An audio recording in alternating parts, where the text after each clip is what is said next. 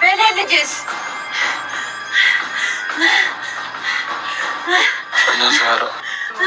ያኔ በመጨረሻ ድራማ ምክንያት ይወድቅ ነበር። ለባልሽ እውነተኛ ሴት ብትሆኚ ልታምኚ ይገባ ነበር። አምነዋለሁ። ስለዚህ ምን አደርጋለሁ? ሊዳ አትንቀልቀዢ።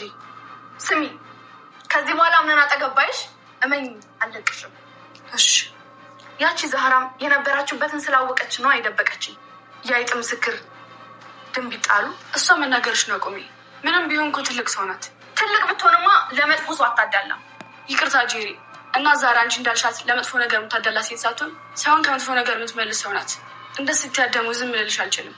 እና ልትመቺ ነው? ስሚ፣ አንቺም ሆነሽ እሷ በአመን ከመጣችሁ ቤት ፔስታላችሁ ይዛችሁ መውጣት ትችላላችሁ። ከአንቺ ይህን አልጠብቅም ነበር። ከሰው ጥሩ ነገር ከመጠበቅሽ በፊት ጥሩ ነገር ስሪ እስኪ። ስሚ፣ አንቺም የዚህ ቤት እንግዳ መሆንሽና እኩል መግባታችን አትርሺ። እና አብረን ስለገባን አብረን እንወጣለን እያልሽኝ ነው? አይ፣ ከኛ ፊት እንደገባ ሰው ክፉ መነጋገር ጥሩ አይደለም።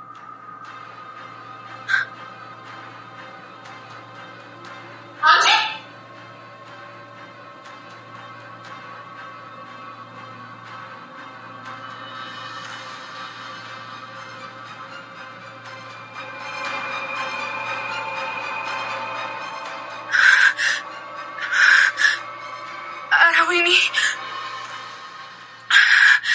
እንትን ያደረኩት ቆይ ምን አይነት ሰው የሆንኩ ነው? በጣም በሚያሳዝን ነገር ብሌን እንግዲህ ከአዳራጅ ላይ ወድቃለች ማለት ነው። ለአዳራጅ መውደቋ ምክንያቷ ደግሞ ጄሪ ነች ማለት ነው። ጄሪ እንግዲህ በንዴት እና በስሜት ውስጥ ተነስታ ወይዘሮ ብሌንን ከአዳራጅ ላይ ጥላታለች ማለት ነው። በጣም የሚያሳዝንና ልብ የሚነካ ነገር ነው እዚህ ቤት እየተፈጠረ ያለው ማለት ነው።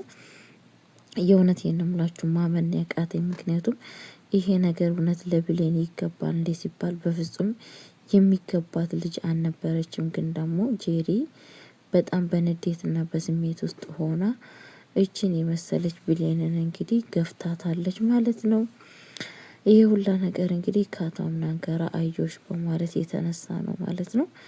ሰላም ሰላም ብያለሁ ውድ የተከበራችሁ ቤተሰብ፣ እንዴት ናችሁ? ደህና ናችሁ? አለሁ እግዚአብሔር ይመስገን እኔ በጣም ደህና ነኝ። ለቤት አዲስ ሆናችሁ ላይክ እና ሼር እያደረጋችሁ እንድታበረታቱኝ በአክብሮት ጠይቃችኋለሁ ማለት ነው። እንዲሁም ደግሞ ለቤት አዲስ ሆናችሁ በድጋሚ ላይክ እና ሼር አድርጉልኝ ማለት ነው።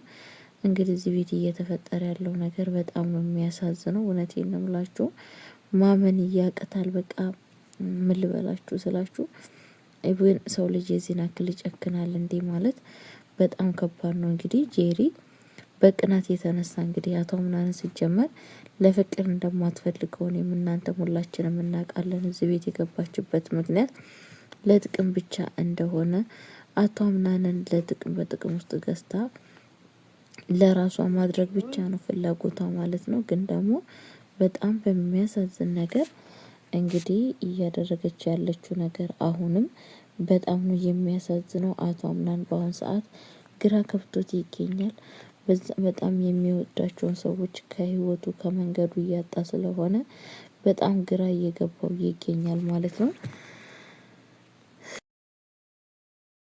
ምንድነው በህይወቴ እየተፈጠረ ያለው ነገር? እኔ የማላውቀው ነገር ምን እየተደረገ ነው በማለት እንግዲህ በጣም እያዘነና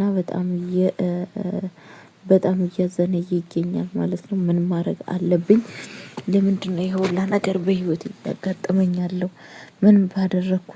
ምን ባደረኩት ነው በማለት እንግዲህ በጣም እያዘነ ይገኛል ማለት ነው። ይሄ ሁላ ነገር ደግሞ ያደረገችው ማነች ስትባል እንግዲህ ጄሪ ነች ማለት ነው። ጄሪ ማለት በጣም እንግዲህ ክፉ ሴት ሆናለች ማለት ነው።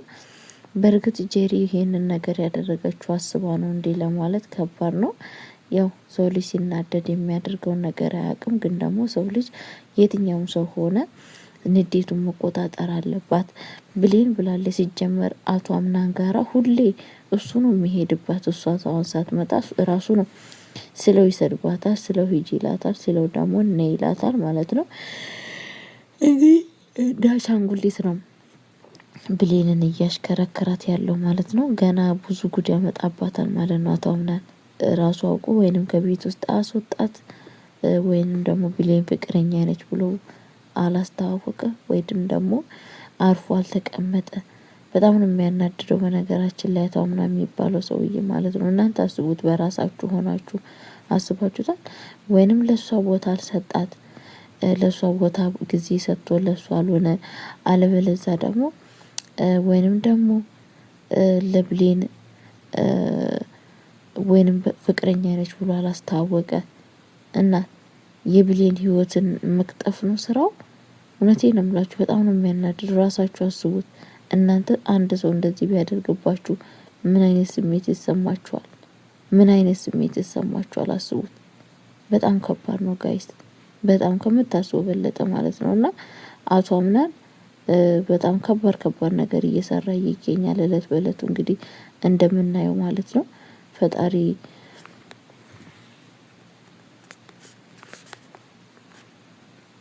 ማስተዋሉን ይስጠው ማለት ነው። ብሌንም በእርግጥ አጥፍታለች።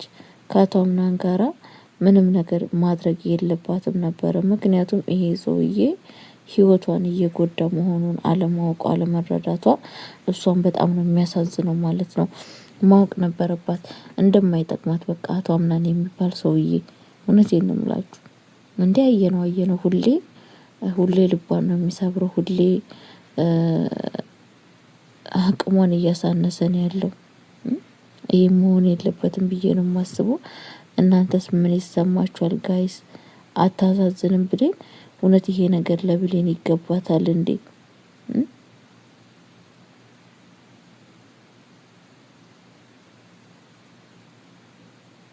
ብሌን እኮ ብዙ ዋጋ እየከፈለች ነው በአቶ አምናን ደረጃ ማለት ነው። በአቶ አምናን የተነሳ ገባችሁ? ብዙ ነገር ገባችሁ? በቃ እኔ አላቅም። በጣም ከባድ ነገር ነው እየከፈለች ያለችው ማለት ነው። ይሄ ሁላ ለምንድን ነው? ለአቶ አምናን ብላ ነው ማለት ነው። ለአቶ አምናን ብላ ነው። አቶ አምናን ግን እየተረዳት አይደለም ጋይስ፣ እየተረዳት አይደለም። መረዳት ነበረበት ነገሮቹን ሁላ ምን እየተፈጠረ መሆኑን ምን እየተደረገ መሆኑን መረዳት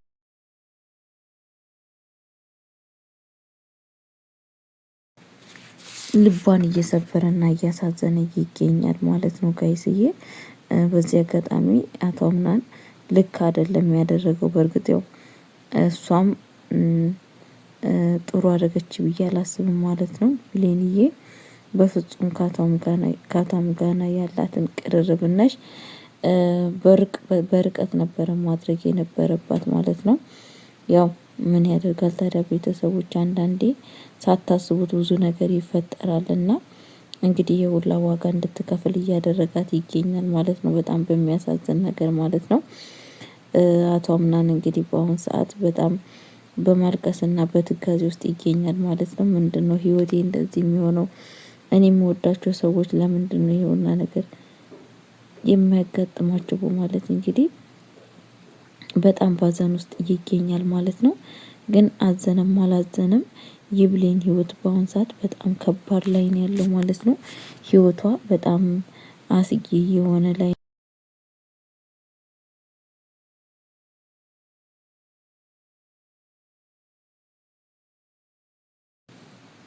በጣም ችግር ውስጥ ነች ያለችው ብሎ አቶ አምናን ተናግሯል ማለት ነው። በጣም ያኔ በቃ በጣም ማለትም ስላችሁ የመኖርም ከዚች ዓለምም የማለፍም እንትን ያላት ቻንስ ነው ያላት ማለት ነው። አቶ አምናን እንደተናገረው ማለት ነው። እንግዲህ ቤተሰቦች የምልላችሁ ፈልጌ ነው የብሌን ጉዳይ በጣም አስቸጋሪ ሆኗል ማለት ነው። ይሄ ሁላ ነገር እንግዲህ ለአቶ አምናን የተከፈለው ዋጋ ነው ማለት ነው። አቶ አምናን እንግዲህ ስለው እንደምታውቁት ስለው ነው ይላታል፣ ስለው ሂጂ ይላታል፣ ስለው እንደፈለገው ነው እንደፈለገው በማለት እንዳሻው ነው እንጂ ማንም ሰው ማርያምን ማንም ሰው አይችለውም እንደዚህ አይነት ነገር እንደዚህ እያደረገ ማለት ነው። እኔ በራሴ አንድ ሰው በእኔ የማይተማመን ሰው በእኔ ቦታ ያሌለው ሰው ከሱ ጋር ቁጭ ብዬ ጊዜና ሰዓቴን አልጨርስም። ገባችሁ አይደለ? አልጨርስም እንዴ! እስከ መቼ ድረስ ነው እንደዚህ እያደረገ ያለው? እስከ መቼ ድረስ አስባችሁታል? ህይወቷን እኮ እያመሰቃቀለ ነው። በጣም ነው የምታሳዝነው ብሌንዬ። በጣም ከምታስቡ በለጠ ነው መስዋዕት እየከፈለች ያለችው ለአቶ አምናን ማለት ነው። አቶ አምናን ግን የተረዳት አይመስለኝም ማለት ነው። ያው ብቻ በጣም ነው የሚያሳዝነው ጋይስ። ለማንም ሰው ለጠላት አይስጥ ማለት ነው። የብሌን ነገር ለማንም ለጠላት አይስጥ ጋይስ። ማርያምን እኔ በጣም ነው ያሳዘነችኝ። እንግዲህ ጄሪሻም እንግዲህ አሁን እንደዚህ አድርጋታለች ማለት ነው። በጣም ነው የምታሳዝነው። በእርግጥ እኮ ሁለቱም ያሳዝናሉ፣ ግን ደግሞ ምንም ማድረግ አይቻልም። ምክንያቱም ጄሪ ማድረግ የለባትም ነበር ማለት ነው። ይሄንን ነገር ማሰብና ማገናዘብ ነበረባት። ይሄንን ነገር ሳታረግ ከመጀመሪያነቱ ማሰብና ማስተዋል ነበረባት። ግን እሷ ማስተዋሉን ትታ የራሷን መንገድ ተጠቅማ ይሄንን ነገር አድርጋለች ማለት ነው። ቤተሰቦቼ ብሌንዬ በጣም ነው የምታሳዝነው። እውነቴን ነው ብላችሁ በጣም ውስጤን ነው ያሳመመችኝ ማለት ነው። እናት ሳራ እንግዲህ በጣም እያለቀሰችና እያለቀሰች ትገኛለች ማለት ነው። ልጄ ምን አገኘብኝ በማለት እንግዲህ አቶ አምናን እንግዲህ መጥቶ አዝናለሁ ነው ያላት። አዝናለሁ ምንም ነገር ለጊዜው ምንም ነገር መደረግ እንዳልተቻለ ነገር አድርጎ ነው ለእናት ሳራ ሲናገር የነበረው ማለት ነው። እናት ሳራ እንግዲህ በጣም በሀዘን ውስጥና በልግሻ ውስጥ ትገኛለች ማለት ነው። ቤተሰቦች እንግዲህ ፈጣሪ ከእግዚአብሔር